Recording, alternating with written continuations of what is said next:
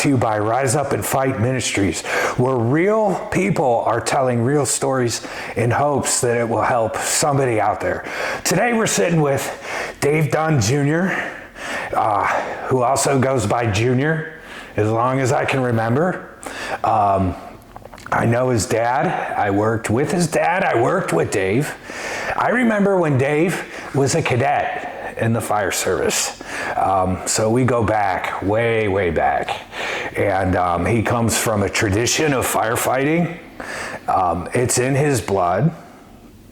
And it's funny to be sitting here with him like some 20-some years later, you know? And I remember when he was an excited little kid, just couldn't wait, you know, to slay the dragon and get in the fire service. And now I see him, he's like this big, stoic, affected dude, you know, like he's totally different.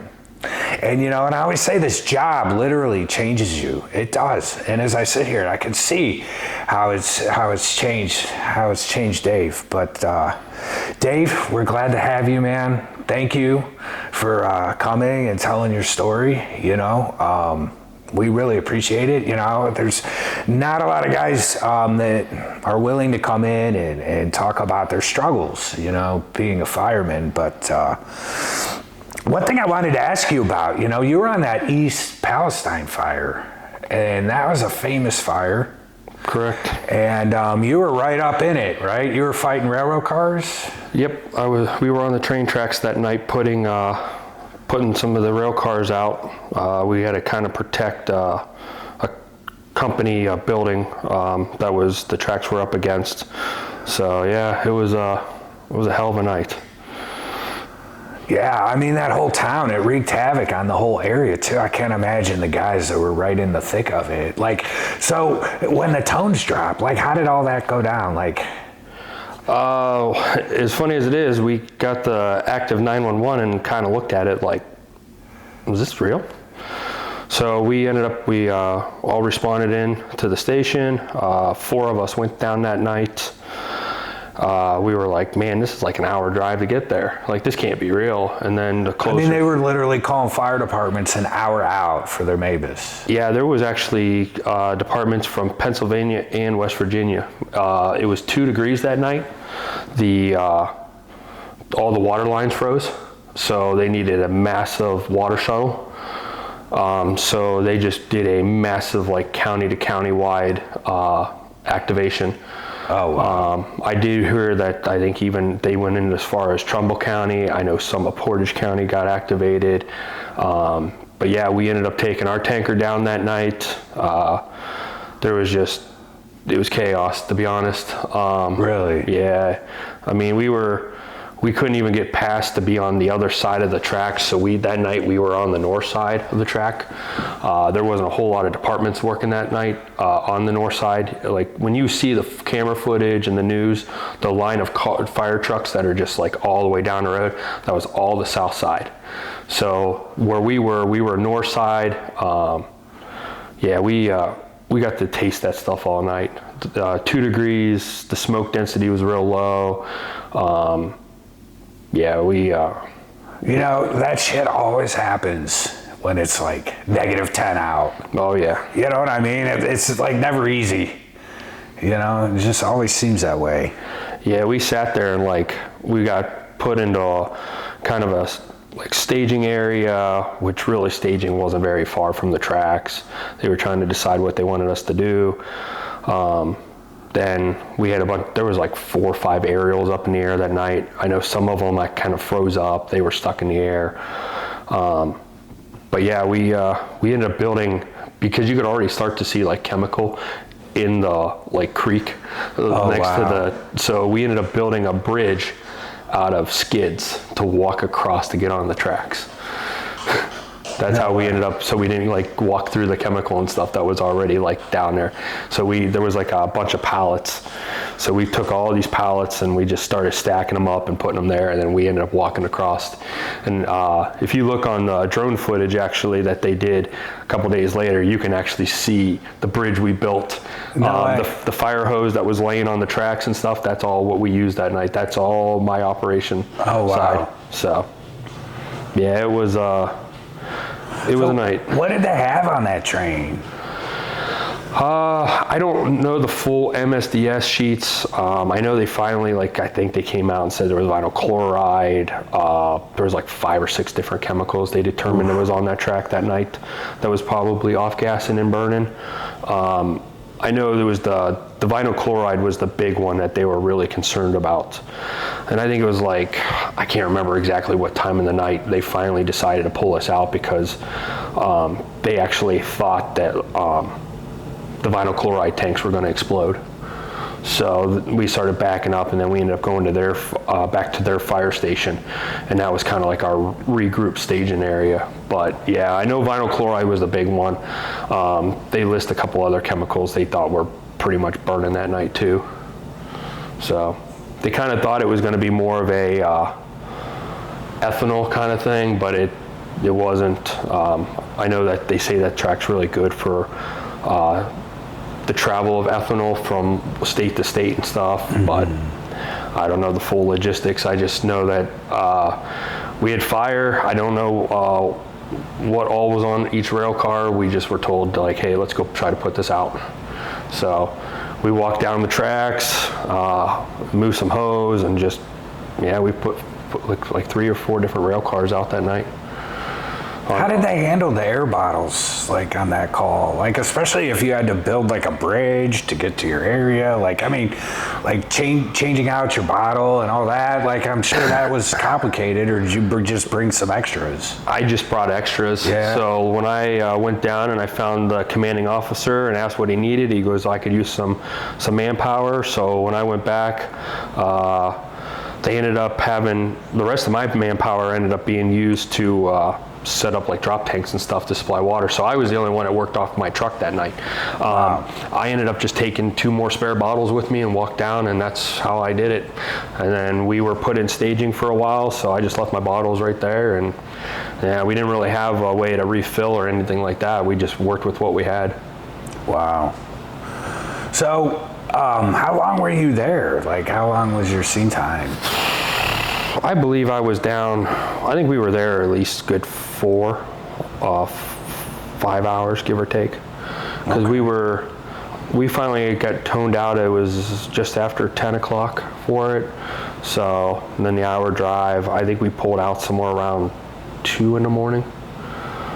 Was when we finally got released, and because they were gonna regroup and decide what they wanted to do, and then it wasn't until Monday that they ended up sending people down. That's when they finally decided to blow the tanks and everything off down there. Yeah, So. What a mess. Yeah. What a mess. So, you caught kind of an injury off that call too, didn't you?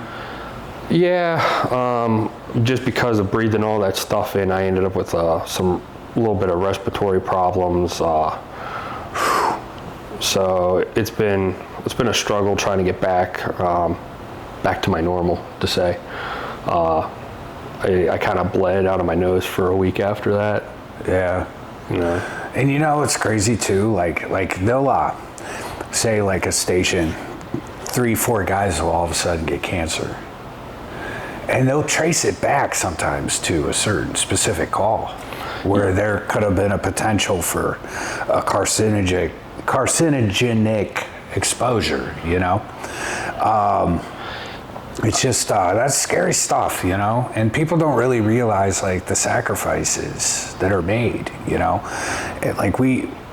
not only are we could potentially sacrifice our lives, right, as responders, but we're potentially sacrificing our families, right? The divorce rate is so high. Right. We're potentially sacrificing our brains. Well, I shouldn't even say potentially. Your brain, slowly but surely, while you're on the job, is changing. The physiology of it, right? It's unavoidable. Long time exposure to cortisol, right? And the amount that you're getting at the job, that's your stress hormone, changes your brain physically over time. Your hippocampus shrinks. The wall of your prefrontal cortex starts to thin. And once it starts, there's no going back. That's the problem. You can't fix it or even necessarily rehabilitate it. all you can kind of do the best, I think, in my opinion, and again, I'm not a medical doctor, but is you just have to learn coping strategies. You have to learn how to manage it, you know? Because the thing with PTSD,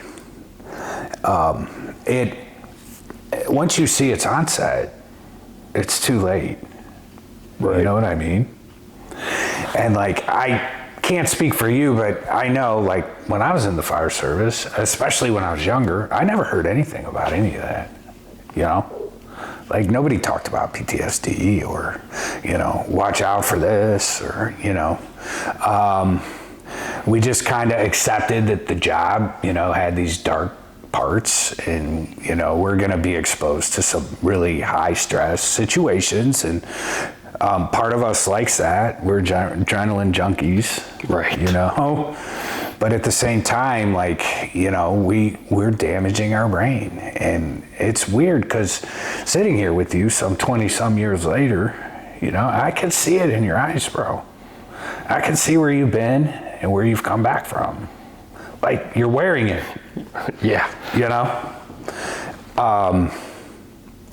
But, you know, that's like, so all we can really do is find ways to cope, you know? And one thing I love about your story is, you know, you do these strongman fireman competitions, you know, and you spend your year training, you know, and I think that's great, because one thing, you know, I advocate for is you know, vigorous physical activity and exercise, especially if you're struggling with PTSD issues and stuff like that. It helps, because what you're doing is you're replacing those bad hormones like cortisol with the good stuff, right? Like endorphins, right? And our body needs that.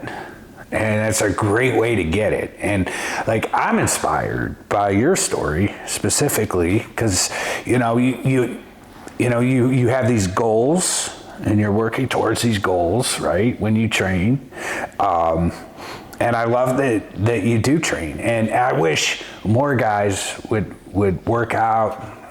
If they only knew how much better that they would feel, you know?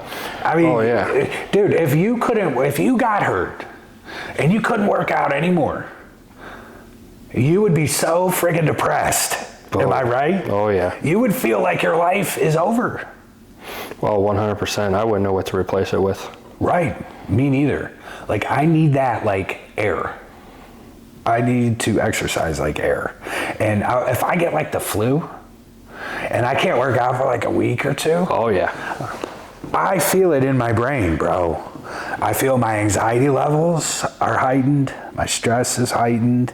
I'm in fight or flight. My sleep sucks. You know, like, there's so many benefits. Like, you know, a lot of people just, exercise. Yeah, we're going to look fit, and, you know, but there's more to it. It's actually the mental game is a big piece of it. So yeah, tell us a little bit more about like what you do and how you train and how that all came about. So originally I started it all started just going to the gym just to try to work out and make myself healthier. And then I transitioned into powerlifting. I did powerlifting for, probably a good 4 or 5 years, just doing your normal bench, squat, deadlift. Really wasn't until I ended up going to this new gym in Newton Falls, and the owner his ultimate goal is to be part of World's Strongest Man. Okay. So then he has all this new equipment there. We got a log, Atlas stones, you know, things I've never seen before.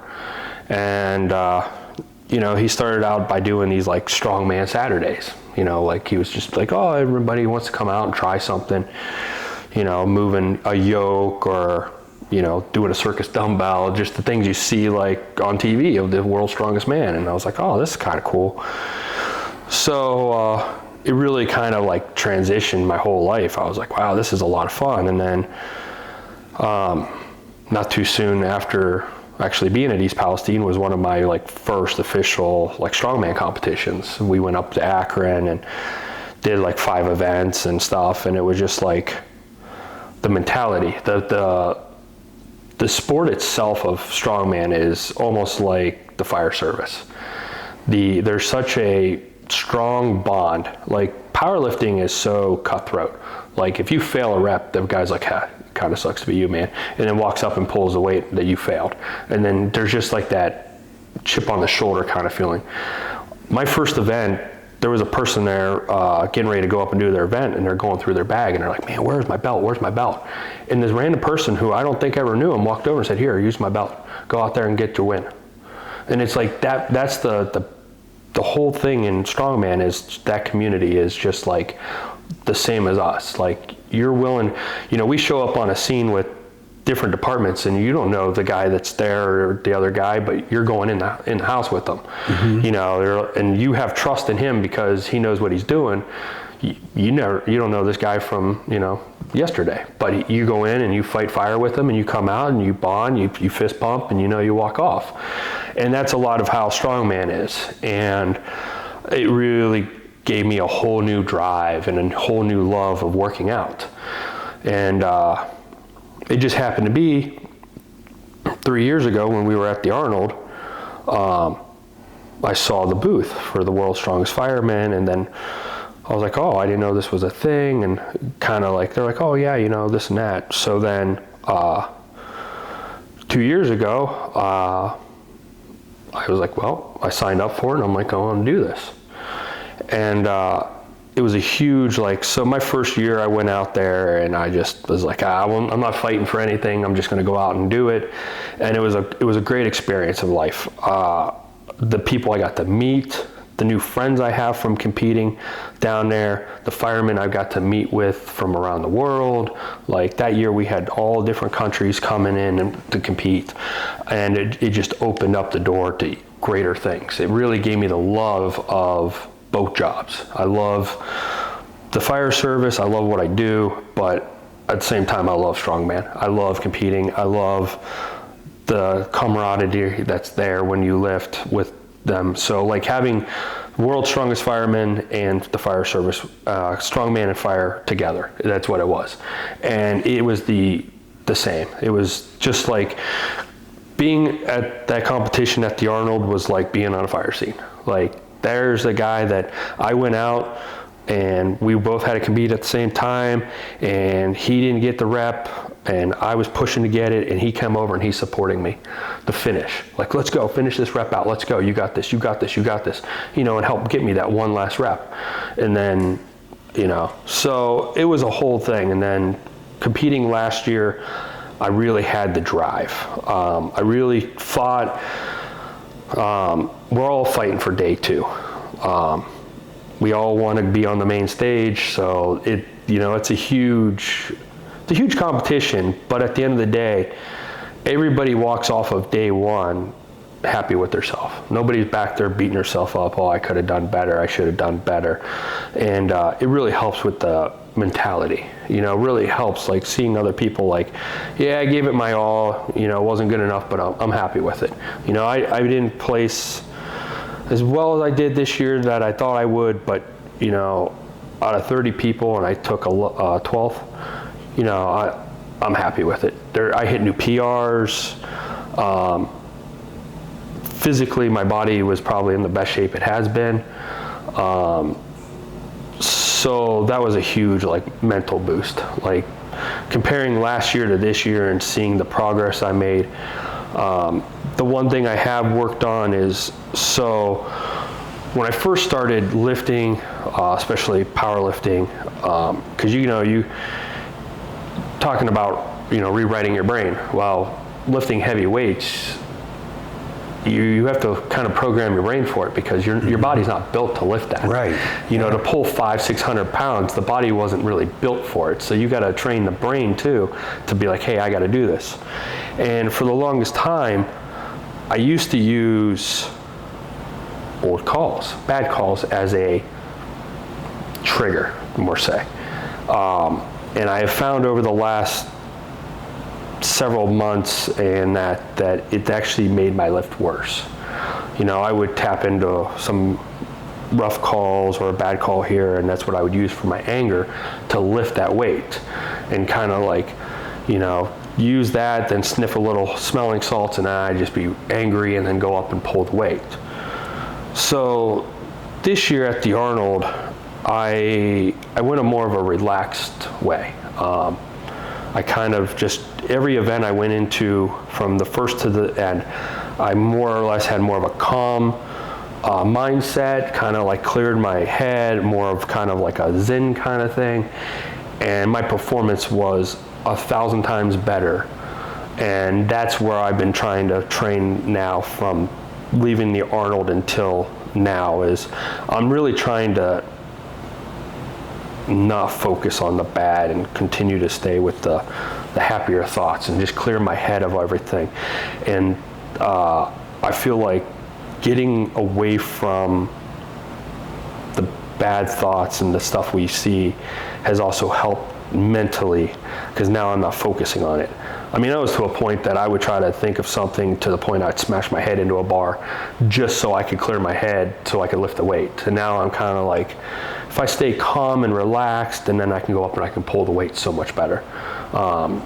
So yeah, I mean, it's definitely lifting or just exercising is a great way to just clear your head. I mean, oh my gosh, yeah, dude, I would be dead in the water without it.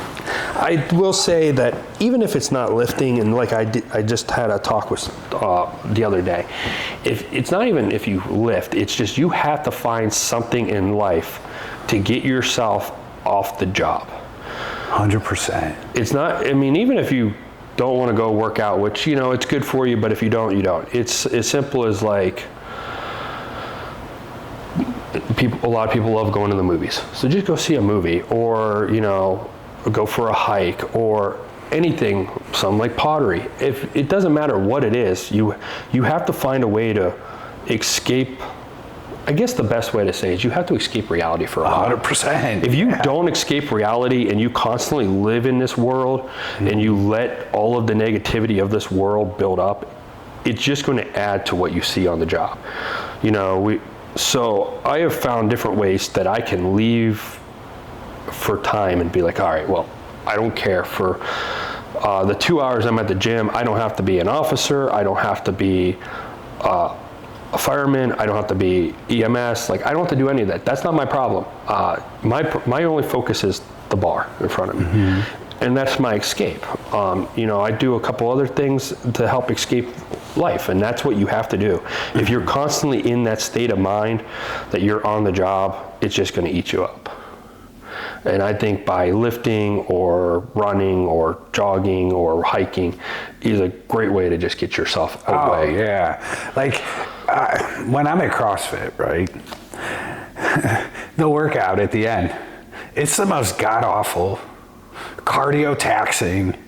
Every muscle in your body gets pushed to the absolute limit to where you almost want to puke, right? It's terrible. It's terrible.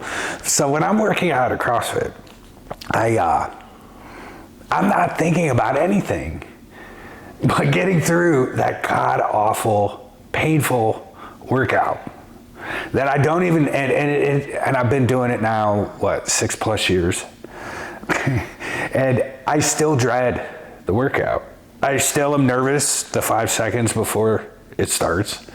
And they're still as painful as they ever were, you know. But I can tell you, I am fully focused on surviving that workout and making it through till the end.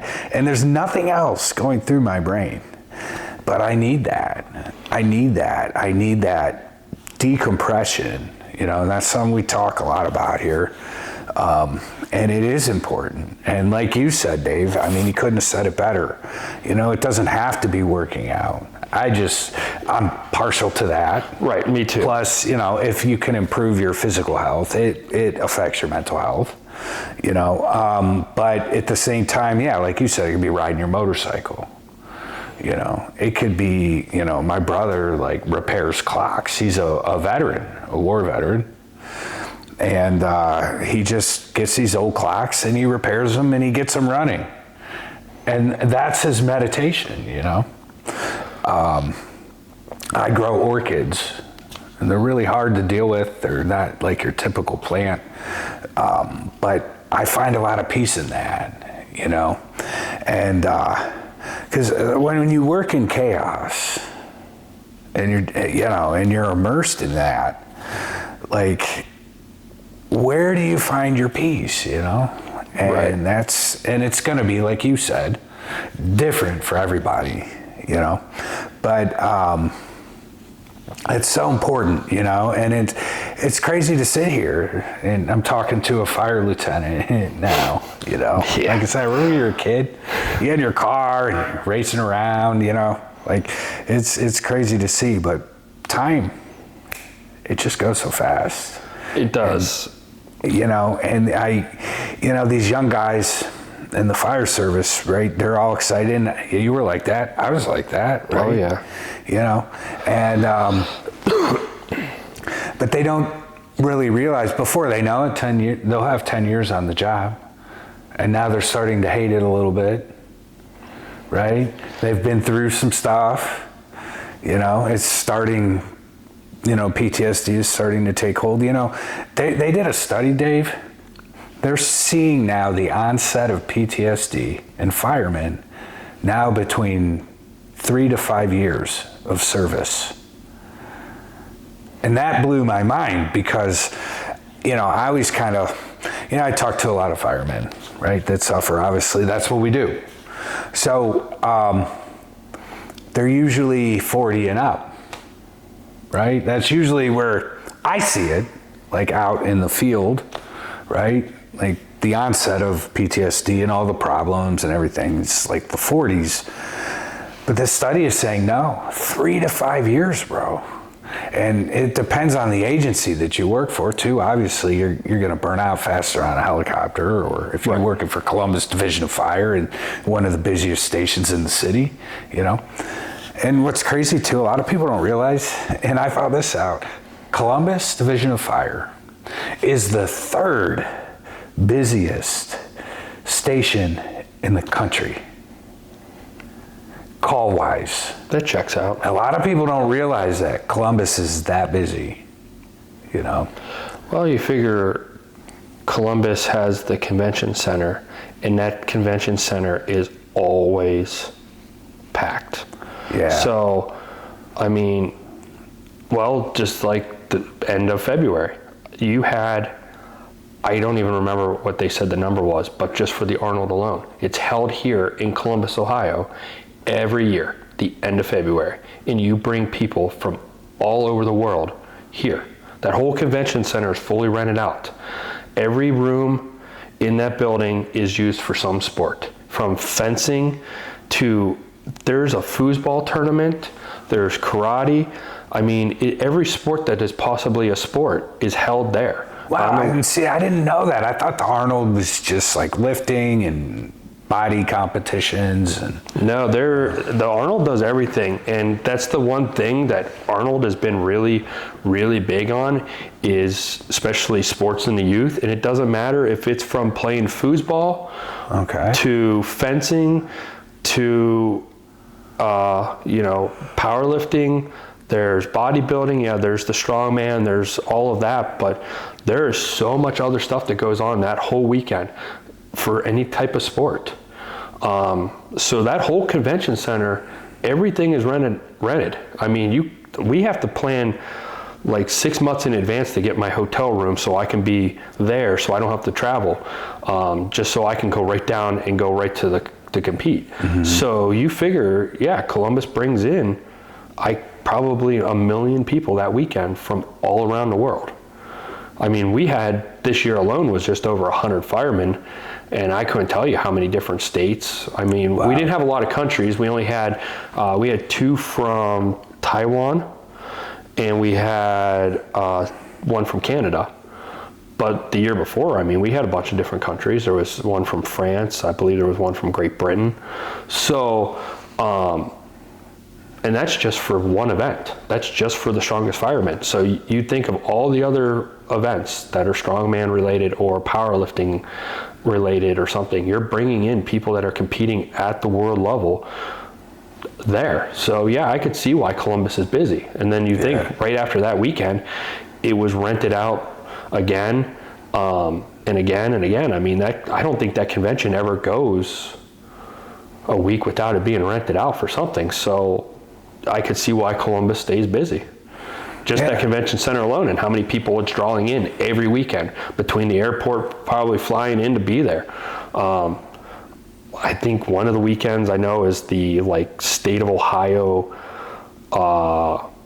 township thing, where they bring all kinds of companies in to try to help for all the township trustees go to and see about product. So I mean, you have everybody from the state of Ohio coming down to look at different products or farm equipment or trucks or whatever they can use for the township. So that's a whole weekend in itself. So that whole convention center is constantly bringing people in. I was in Columbus one time for an EMS conference, and the department paid for it, and I needed a crap ton of CE quick. That'll do it. So I went down there for the weekend, and it was the same weekend Arnold was in, and that everywhere was just crawling with Arnold people, right? Everywhere you looked, you could see a bodybuilder, or, whether it's male, female, whatever, But yeah, it was right at the same time as the Arnold. I remember that. But we have a contributor here at Rise Up and Fight. She does a lot of trainings on exercise and wellness and nutrition and stuff. And she works the Arnold every year. She goes down there, and I don't know exactly what she does, but yeah, she works the Arnold. But she runs the wellness for a major company in the area, the wellness program. But we're lucky to have her, because that is a big thing that I harp on, Right. And when I go into and give a presentation at a fire department, Dave, I got to tell you, as soon as I get into the nutrition part, right, every time, when I start talking about energy drinks, right, and how bad they are really for firemen, it's like somebody with COPD or emphysema, and they're smoking cigarettes, right? You walk in a call, and some 72-year-old lady, COPD, emphysema, and she's on her O2 bottle, and you show up and you're assessing her, and she's smoking a cigarette, and you're like, why the hell, right? Well, that's kind of how I look at the energy drink, right? So you're just dumping gasoline on a fire, your PTSD fire, because you're just supercharging your fight or flight now with caffeine, right? Not to mention all the sugar you're dumping in your body, right, which also causes inflammation. It's also linked to depression and high sugar diet, right? So all this is working against you, and there'll be guys drink 4 or 5 of these things a day. And I'm not trying to be mean when I say this or judgmental, but you look at them and they got the diabetic pear-shaped body, and they could be in their mid-20s, which is scary, right?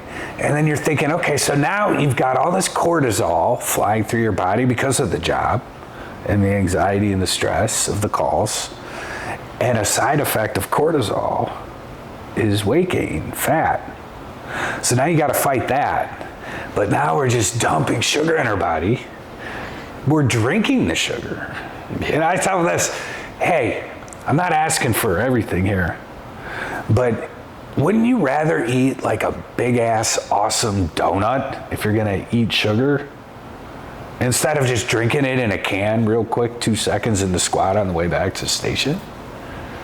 I would rather eat a half of a sleeve of Oreo cookies and dip them in milk, right, than have the same sugar equivalent and drink it in a Dr. Pepper.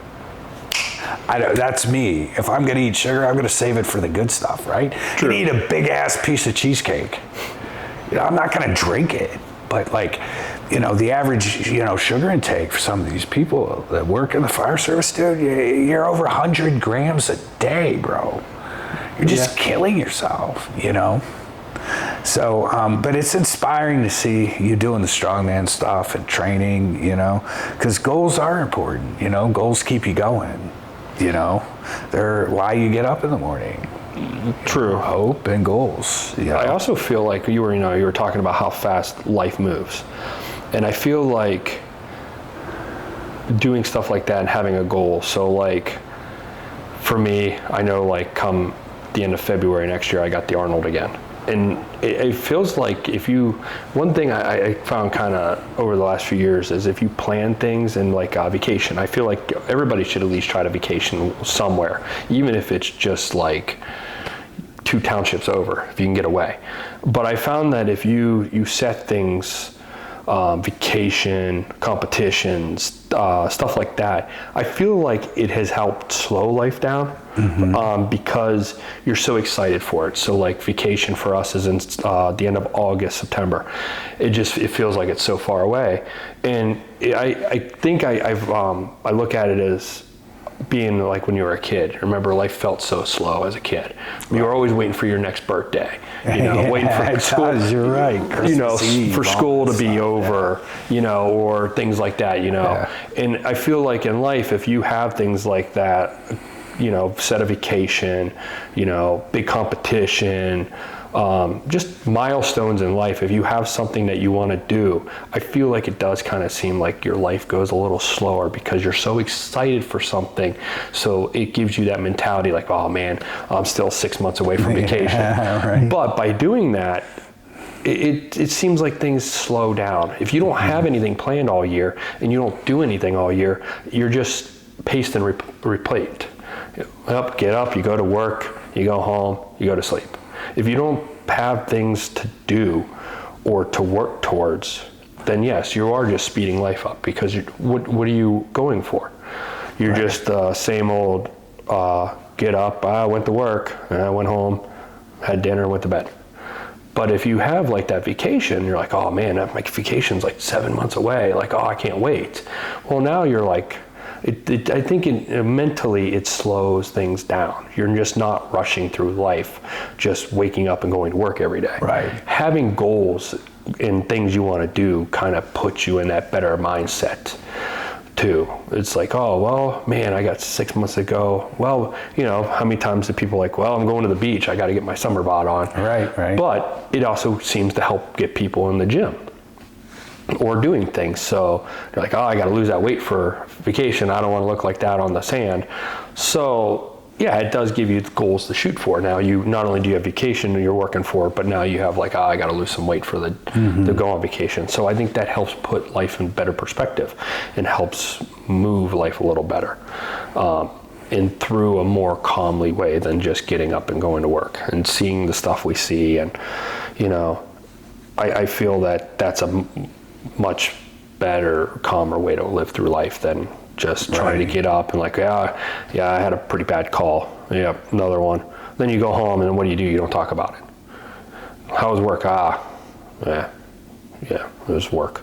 I had a bad one. Then you go in, what do? Crack open a beer, start drinking. This will drown it. Right. I'll 6, 12 beers. Starts. Yep, 6, 10 beers later. Oh, well, I forgot that call. Oh yeah. So, it is the job, and not just with just us, police.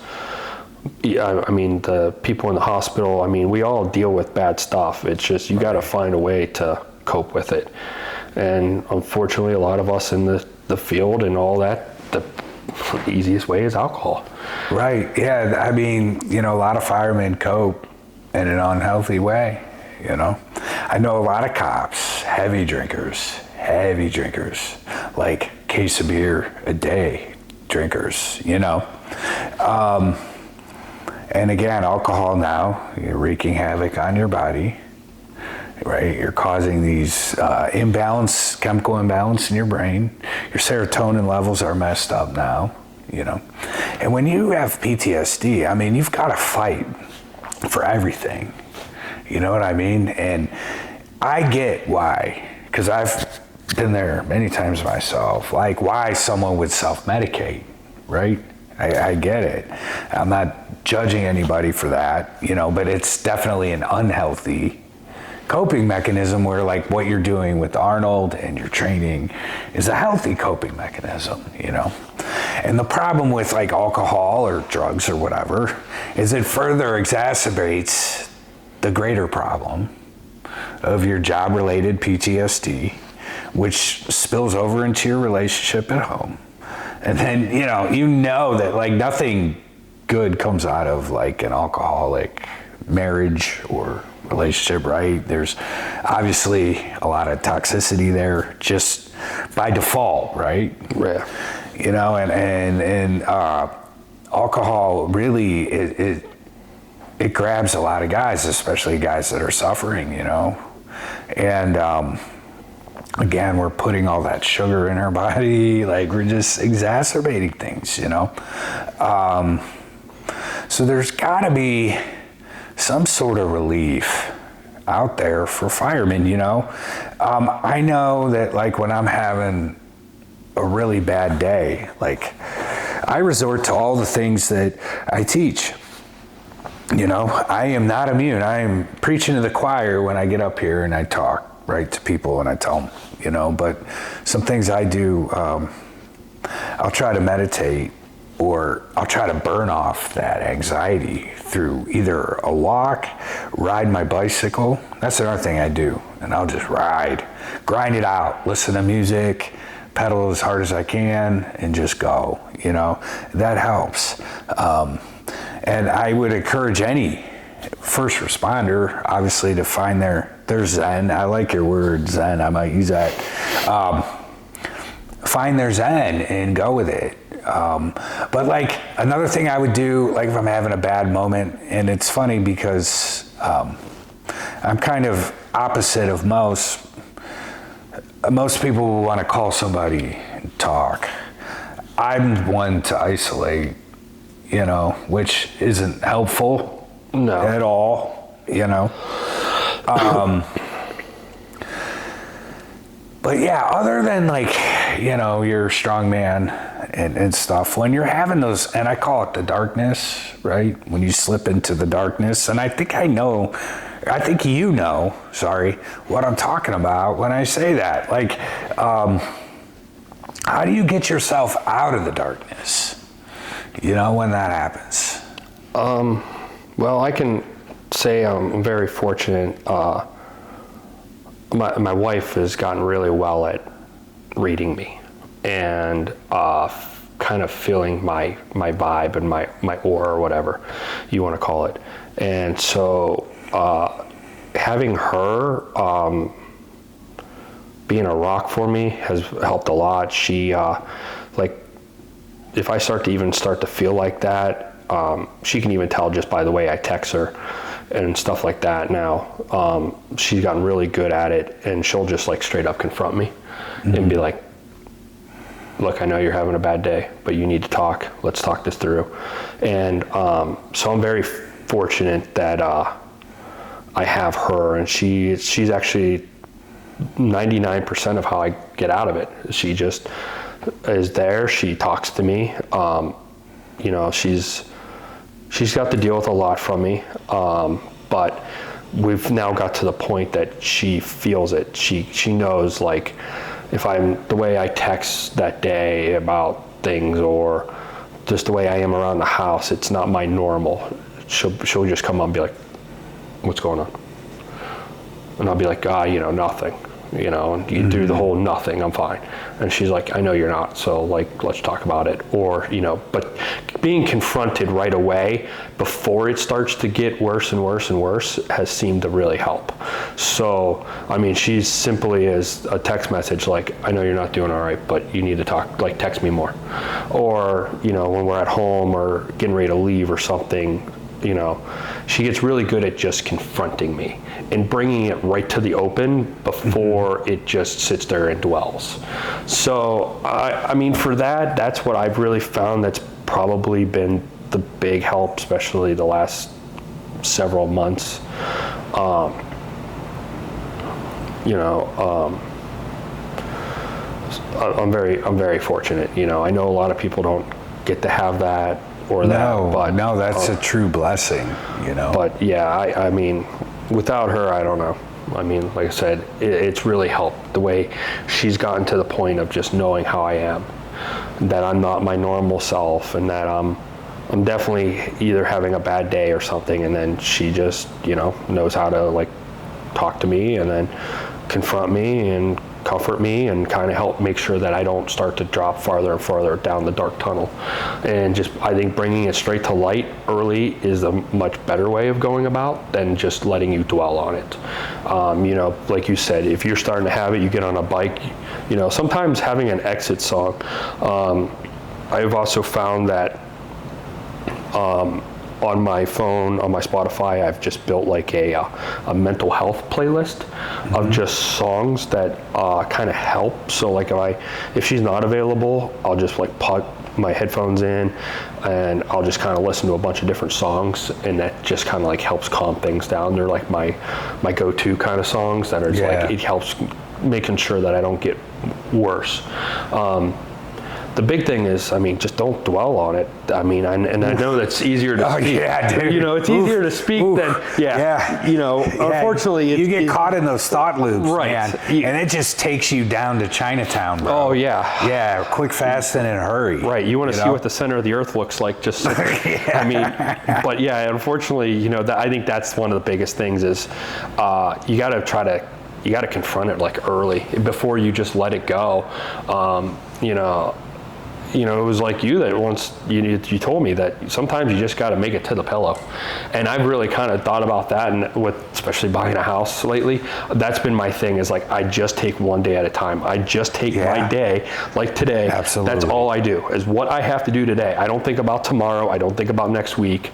I don't think about yesterday. I got to just focus on today and what I have to do to get through today, and then I will come up with tomorrow when I wake up, and that has really helped the last few weeks, especially with the stress of a house and everything, because the stress of the house, if you have any sort of stress from something else, it will lock into some old stress. Mm-hmm. So it is a snowball effect, and it will take you down to the bottom. Oh yeah, all it'll take is a simple trigger, when a responder, a lot of these responders will kill themselves, a lot of times there's a trigger. Fight with your wife.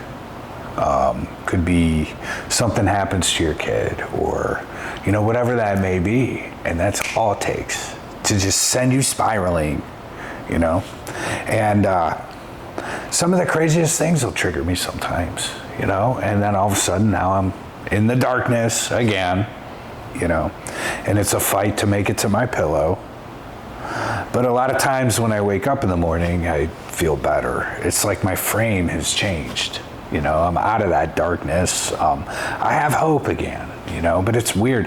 It's just, the best way I can describe it is it's like a roller coaster ride. Yep. It really is. It's like you're way up, you're woo, and then like you're like way down, and then like, it's never like even keel, it's always just erratic and extremes. Your thinking can get extreme even, or and I believe that comes from, it does come from the job. We're in the same state like on a roller coaster.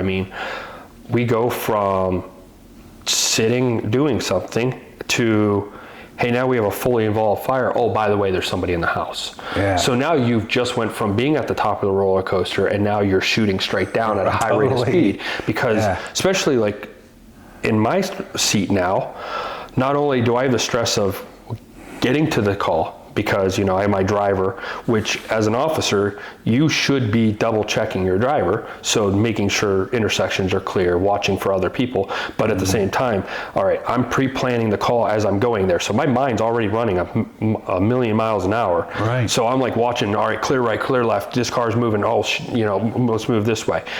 Just trying to be that extra set of eyes. But now I'm like, okay, where are we going? Do I have a hydrant? Do I not have a hydrant? What do I have coming in? How many people do I have? And then once you get on scene, okay, well, wow, now I got a fire coming out the AB side, and clearly I have a car in the driveway and it must be occupied. All right, let's see, I'm working with an engineer, myself, and one other fireman. Okay, well, what am I doing in the meantime? Well, I know I have to go, so I'm going in with what I have. And now I'm trying to think of what I have to do in that time frame. All right, I got to relay to my incoming, like, hey, I need this done, I need this done, and I need this done. I need somebody ready for RIT. I need another crew ready, because as soon as I come out, if I haven't found the victim, I need the next crew ready to go. So like we're on that roller coaster through the entire time. Like especially in a volunteer part-time department area. I mean, look what we're operating with. I mean, city department guys are kind of lucky. They get a fire, I got 90 people on scene. I'm lucky if my fire, I have 9. Right. You know, I come out of a fire and I look over and there's, you know, pump operator there and a pump operator there, and I got 2 guys standing there, and I'm like, this is all I got, and I've got 5 departments. Yeah, it's crazy. It's scary. So I've run on 2-man engine crews, suicide engines, bro. Yep. What are you gonna do though? Right. The days of, I mean, you were doing the job of 8 firemen. Yeah. And that's what it is. You've got to do fire suppression. You got to do search and rescue. Hopefully you can have somebody to go on a roof and be like, hey, can I get some ventilation here? You know, fire heat's pushing down on me, but it's like, well, I got to do what I got to do. So, and then still trying to operate the fire scene at the same time. I mean, you know, officers in the cities are lucky because they get to just stand there and be like, all right, you're going there, hey, go vent that, put their ladder there. You know, try being an officer on a volunteer department. Like, it's hard to stand in the front yard and be like, hey, I need you to do this and this, because you don't have enough hands. Right. You know, so you ride that roller coaster through the entire thing. I feel like car accidents are the same way. You know, if you may get one and you're like, ooh, that was fun, or you got one like, oh crap. So now your wheels are spinning, the ride's going faster. You know, the expectancy of life and death in this patient that's in the car is windows getting smaller, smaller, smaller. So now you're riding a roller coaster again. And how many times though that we just sit there and we got, you know, I stubbed my toe call. Like, oh, okay, let's go. Do you really need us to go take you? You stubbed your toe. Oh, I need to go. Okay. So you put them in the back. I mean, we get that a lot, but then, so that's your like kind of the part of this roller coaster, but then you get that fire. Now you're like, you know, now you're riding the Millennium Force and you're like checking to make sure your thing's locked in because like, am I coming out of the seat? So, I mean, I think that's where a lot of it carries over, is because we already are so used to riding that ride, then we get into when it gets dark. So, you know, when things start to get dark, we're so used to the roller coaster, so we know how fast we can drop to the bottom. Right. And you know what's crazy? Like the average layperson civilian, right, might experience that roller coaster in an event a few times in their lifetime. If they're lucky. Right. Yeah. So a lot of times, like when you get called, or when I was working, I'd get called, you know, you're seeing somebody potentially on the worst day of that person's life, right? That one event that you're walking into has now caused like serious trauma to that person because they're experiencing this crazy anxiety, you know, the whole thing, right? But we experience that potentially multiple times a shift, right? We're seeing people on the worst day of their life. But we're right in there with them, right? We're experiencing that worst day of their life with them over and over and over again. And it's a Tuesday for us. What's that? And it's a Tuesday for us. Yeah. You know, for them, it's the worst day, and it's like, oh, today's Tuesday. I know. And then it's like, we'll go back to the station, what are we eating? Right. What's on the TV? Right. Right? Oh, gee, I just had the worst anxiety of my life on this call. I didn't even know how I was going to get through it. I didn't know even what to do, you know, because I don't care how trained you are, bro, how much you know. You are going to run into a call where you're not going to know what the hell to do. You're going to be like, I don't know what to do. I'm just going to pretend like I know what it look like. I know what I'm doing. Right? And just try to get through this call. But yeah, there were times, man, where I'm like, what do I do? I mean, we can't call anybody. Like, right? Who does the fire department call? Right. Yeah, you know, like when we're in a pickle. So yeah, it just, that's a big stress. A lot of people don't realize like that kind of stress, you know. You were talking about a bad car accident. And I remember I had one, and I was with, you know, this guy too, but it was a car versus semi, 55 mile an hour area. The kid said he fell asleep, who knows? But we were trying to cut him out of this car, and his teeth were on the floor while I was working. So his leg was pinned, caught, right? We tried to ram the dash up. Didn't work. We're trying to cut. Nothing's cutting. Things are just kind of pulling like silly putty, but you know what I'm talking about. Yep. Not like, we had every tool off the truck by like just trying everything. Nothing was working, man. And I was so stressed out. By this time, the helicopters like landed and they're yelling. And I had this state trooper standing behind me. He's like, what the hell is going on? Hurry the F up. What's taking you guys so long? La, la, la. Right? I got over this road. And now that just adds even more stress. You know, everything you're doing, it was like I was in a nightmare, dude. And it was like 4 o'clock the afternoon. I'm like, I don't know how to solve this problem. You know, by a miracle of God, we finally got this kid out. You know? But it was a 45-minute extrication. But dude, the level on that call always stands out in my mind, and it was just MVA, right? It wasn't like horrific or anything like that. I mean, but it stressed me the F out. I felt like, and you were talking, you know, about the clock, like the race against the clock. Like you're like, you know, that clock is relentless, and it's not stopping. No. You know, and the more behind you get, or at least with me on the call, then the more anxiety I feel. And yeah, but well, it's a good thing you're doing what you're doing. And it's a good thing that, you know, you're willing to talk about things as they come up. And I would hope that you, especially being, you know, an officer, right? Lead by example where you work and let these guys know, like, it's okay to talk about stuff, you know. I met up with a guy from an area department. He had this terrible call, you know, and infant baby died, right? Traumatic arrest. And he came back to the station after that call, right? He was talking about it with the guys on shift. And he was told this, we're not going to talk about this anymore, are we? Like that. But obviously the kid wanted to talk about it, you know? So like, that's important, right? And well, that's ultimately why we're here. Right. But like, you know, if you could kind of foster the idea down where you work, you know, like, no, we are going to talk about this shit.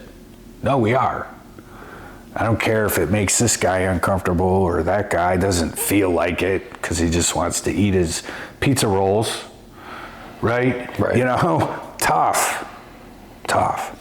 But, you know, the last thing I want to ask you, Dave, is this. What would be your best advice to a new boot that just came into the fire service? All green, all fresh, right?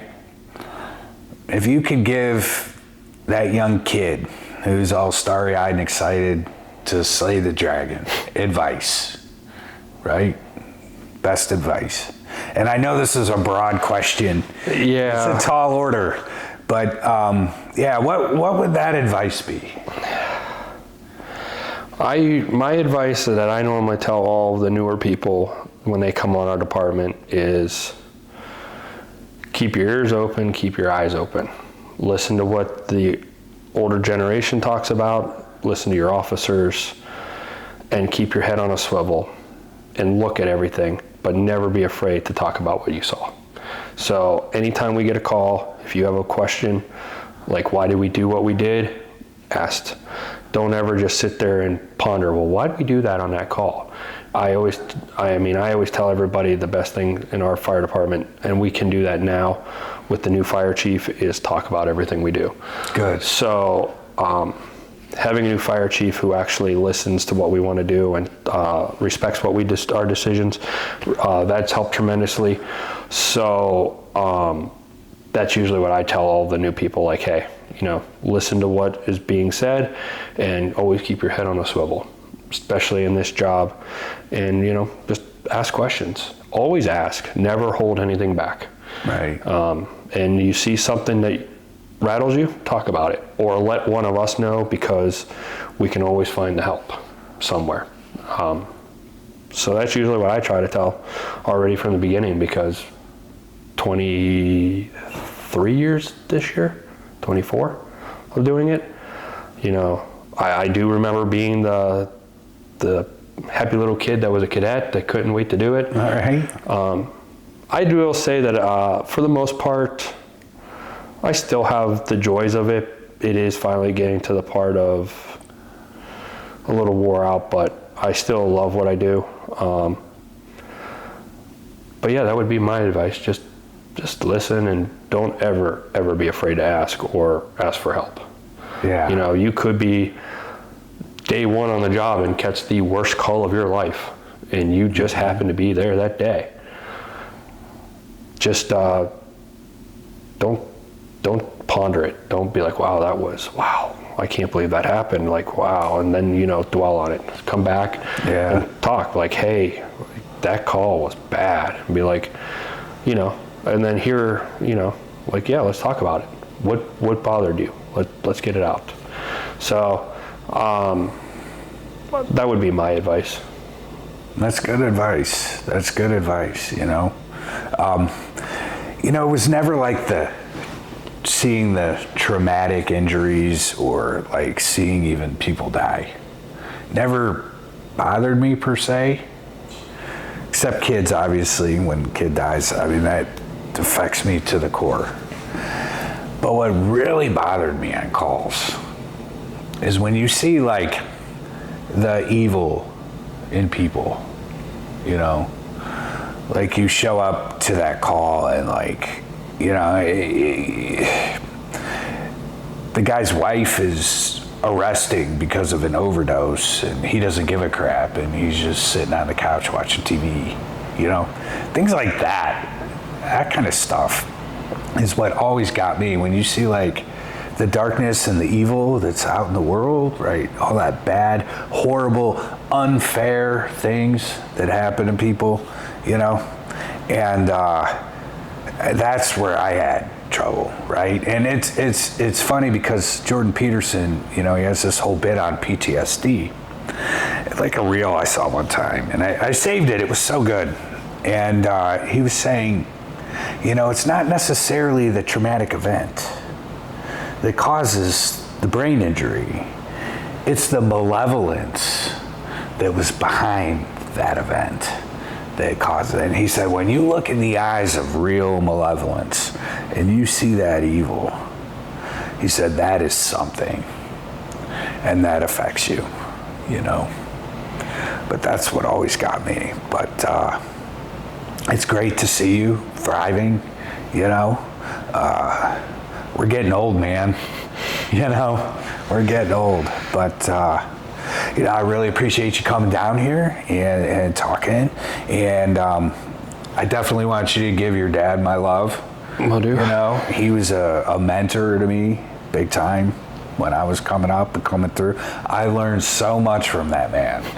I did, you know. And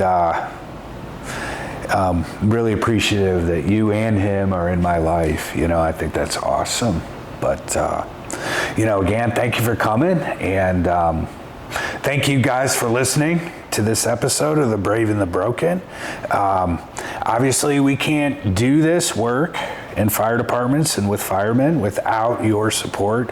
We are a 501c3 charitable organization, and we rely solely on your donations. So if you would like to donate, please visit us at www.riseupfight.org and click the big red candy button that says donate. We would greatly appreciate it, and so would a lot of the responders that we help. So, thank you, brother. Thank you.